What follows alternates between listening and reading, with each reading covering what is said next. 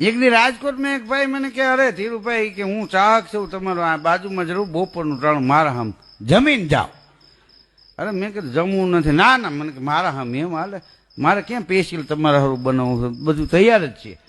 મેં એનો ભાવ જોયો કીધું હાલો ને જાય. અમે ડેલીમાં ગયા હતા તો એની કરવાળી 3 છોકરાને ધબધબાટી બોલે.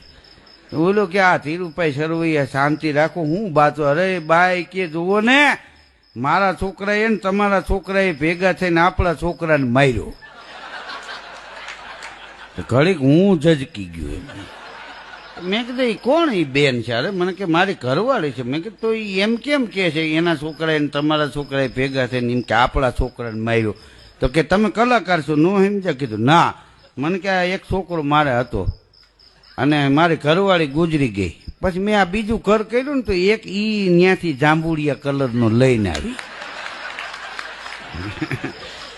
એટલે અહીંયા જે હતો ઈ મને કે મારો, ઈ ત્યાંથી લઈ આવી ઈ એનો, અને આ સટાપટા વાળી સડી વાળો રહ્યો ને ઈ અહીંયા આવીને થયો ઈ આપણો.